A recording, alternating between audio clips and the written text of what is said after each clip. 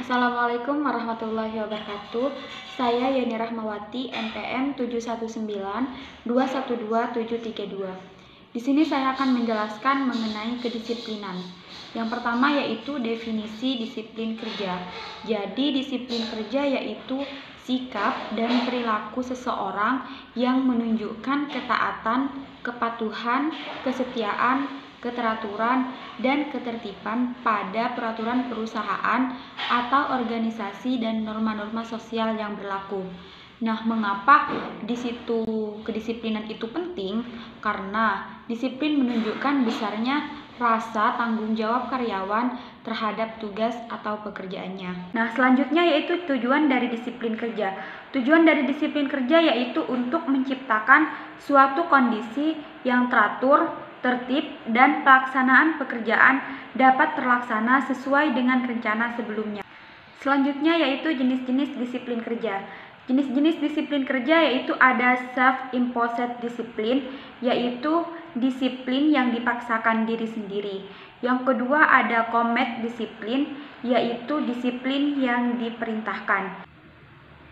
Menurut Handoko 2001 terdapat 4 bentuk disiplin kerja, yaitu yang pertama disiplin preventif. Disiplin preventif adalah kegiatan yang dilaksanakan untuk mendorong para karyawan agar mengikuti berbagai standar dan aturan sehingga penyelewengan dapat dicegah. Yang kedua yaitu disiplin korektif. Disiplin korektif adalah kegiatan yang diambil untuk menangani pelanggaran terhadap aturan-aturan dan mencoba untuk menghindari pelanggaran-pelanggaran lebih lanjut. Yang ketiga yaitu aturan kompor panas.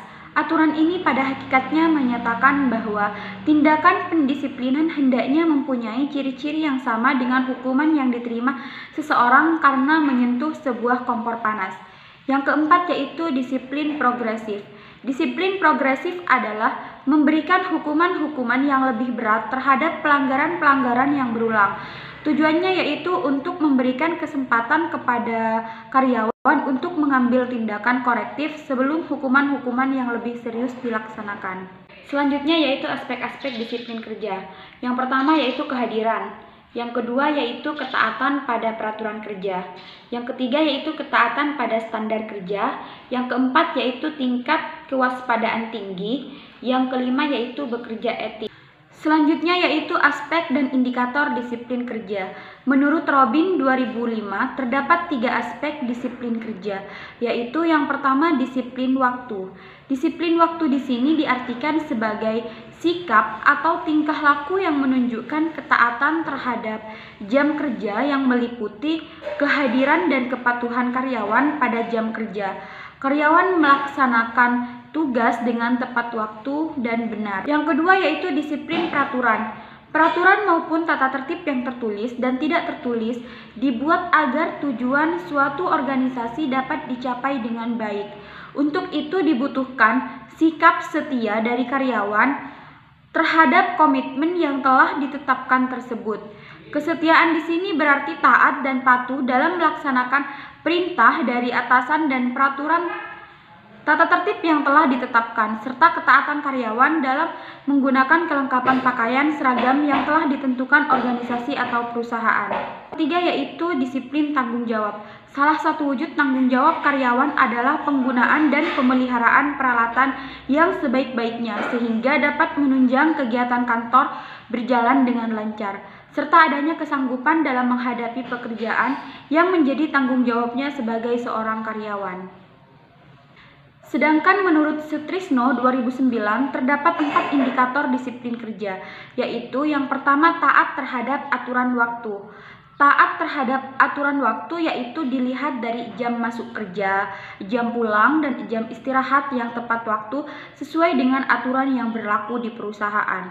Yang kedua yaitu taat terhadap peraturan perusahaan. Peraturan dasar tentang cara berpakaian dan bertingkah laku dalam pekerjaan. Yang ketiga yaitu taat terhadap aturan perilaku dalam pekerjaan.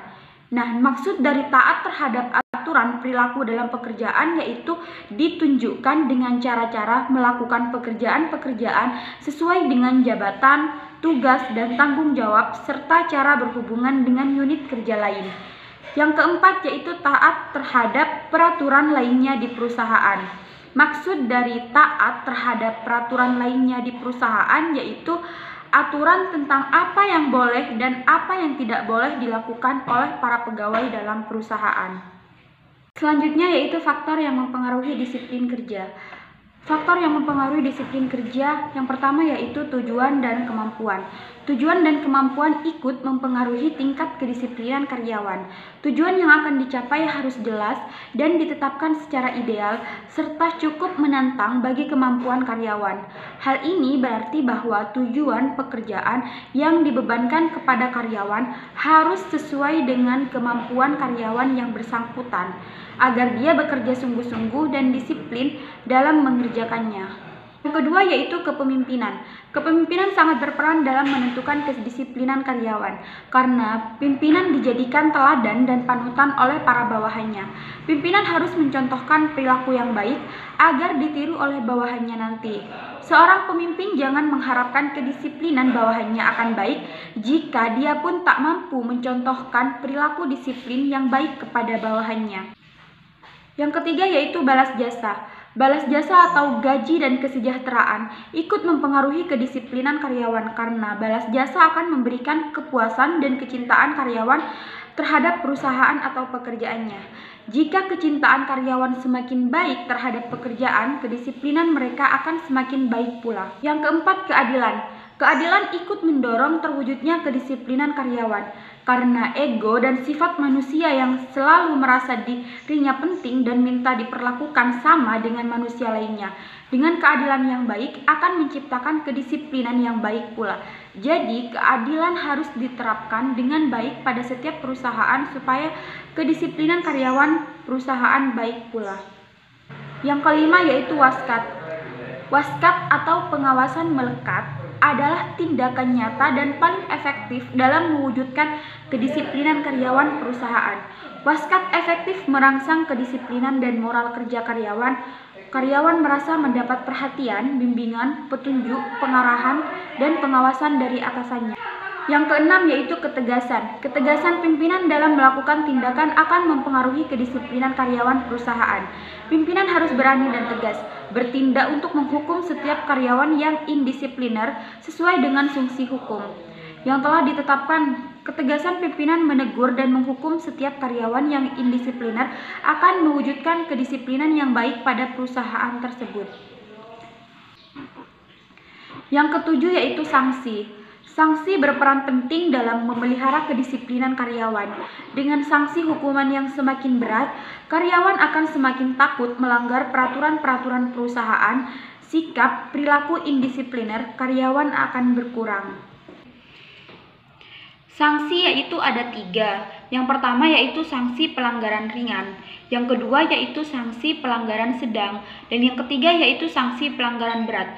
Nah, yang pertama yaitu kan ada sanksi pelanggaran ringan, di mana sanksi pelanggaran ringan itu terdapat teguran lisan, teguran tertulis, pernyataan tidak puas secara tertulis. Nah, yang kedua yaitu sanksi pelanggaran sedang, di mana dalam sanksi pelanggaran sedang itu ada yang pertama penundaan kenaikan gaji, yang kedua penurunan gaji, yang ketiga penundaan kenaikan jabatan. Nah, yang ketiga yaitu sanksi pelanggaran berat, di mana dalam sanksi pelanggaran berat itu adanya yaitu yang pertama penurunan pangkat, yang kedua pembebasan dari jabatan, yang ketiga yaitu pemberhentian, dan yang keempat yaitu pemecatan. Mungkin hanya itu yang bisa saya sampaikan, kurang lebihnya mohon maaf. Wabillahi taufiq wal hidayah. Wassalamualaikum warahmatullahi wabarakatuh.